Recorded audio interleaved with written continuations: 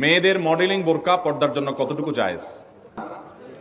ভাইরা আমার, যে সমস্ত বোরকার মধ্যে কারুকার্য আছে অনেক বেশি, বোরকার মধ্যে আবার মডেলিং হয়, অবাক করা বিষয় কি আমাদের আগে যে আসলে আরো কত কিছু হবে।